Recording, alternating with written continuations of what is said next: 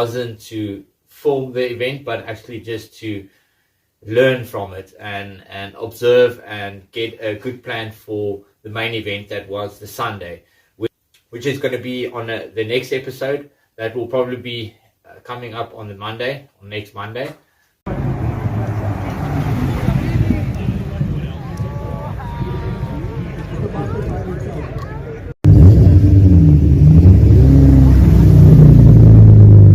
Although for this first event, the viewing wasn't the greatest from a spectator side of view, I believe next year will be bigger and better with grandstands that are a bit more obtainable to the local community and not making it too expensive or just VIP access only.